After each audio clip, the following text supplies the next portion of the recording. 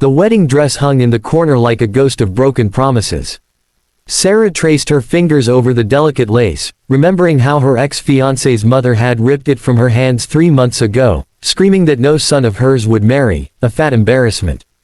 The words still echoed in the hollow spaces of her heart, but what came next was worse, much worse.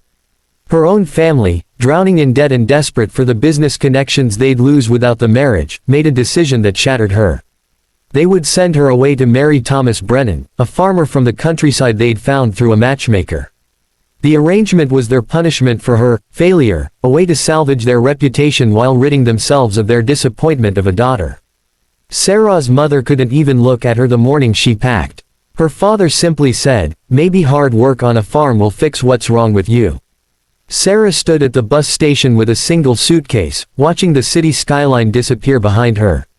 At 26, she'd been reduced to a transaction, a problem solved by shipping her off to some desperate farmer who probably couldn't find a wife any other way. The other passengers stared at her, she was used to that, but today their eyes felt like daggers. She pulled her cardigan tighter and pressed her forehead against the cool window, tears sliding silently down her cheeks. The countryside unfurled in shades of green and gold, beautiful in a way that made her chest ache. After 6 hours, the bus stopped in a town so small it barely qualified as a dot on the map. A man stood beside a dusty pickup truck, his clothes simple, his face weathered by sun and wind.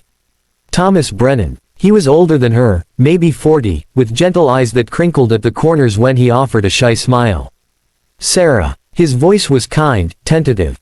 "I'm Thomas. Welcome." She nodded, unable to speak past the lump in her throat.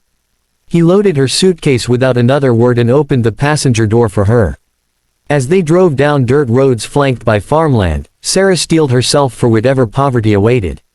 Her family had made it clear, Thomas was poor, struggling, probably looking for free labor as much as a wife. This was her punishment, and she would endure it. But when they turned down a long driveway lined with oak trees, Sarah's breath caught. The farmhouse that emerged was sprawling and beautiful, freshly painted white with a wraparound porch and flowers blooming in carefully tended beds. Beyond it, fields stretched to the horizon, dotted with cattle, silos, and barns in pristine condition. Equipment that looked brand new glinted in the late afternoon sun. This is yours," Sarah whispered. Thomas glanced at her, surprised. "Yes, I know the house needs work inside, but I've been fixing it up room by room. I hope you'll be comfortable." Comfortable. The house was gorgeous. Inside, hardwood floors gleamed, the kitchen was enormous and modern, and the living room had floor-to-ceiling windows overlooking the fields. Sarah stood in the center of it all, dizzy with confusion. That night, as they sat across from each other at dinner, a meal Thomas had prepared himself, simple but delicious, he finally spoke the words that had been hanging between them. "I know this arrangement isn't what either of us would have chosen," he said quietly, cutting his chicken with careful precision. "Your family's matchmaker contacted me, said you needed a fresh start.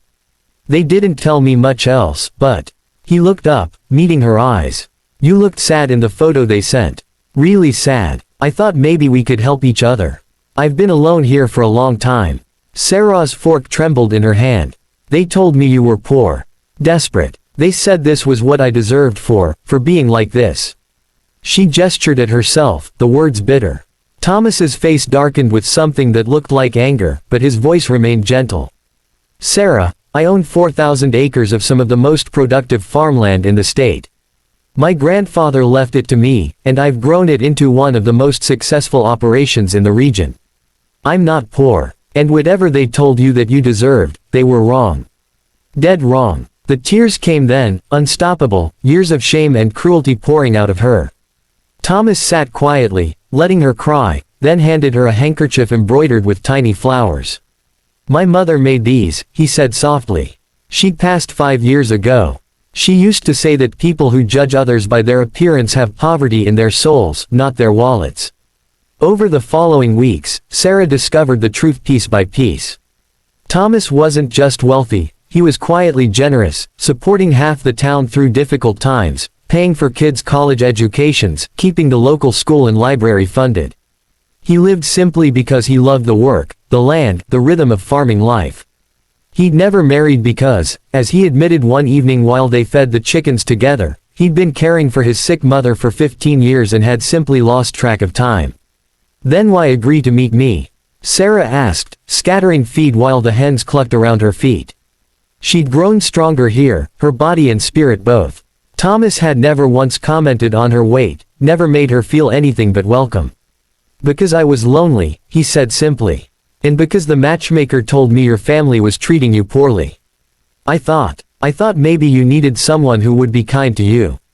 That's all. Just kindness. Sarah stopped walking. In the golden evening light, with the smell of earth and growing things all around, she realized she'd fallen in love with this quiet man who asked nothing of her but her company, who taught her to drive the tractor and laughed when she got the gears stuck, who left fresh flowers by her breakfast plate every morning.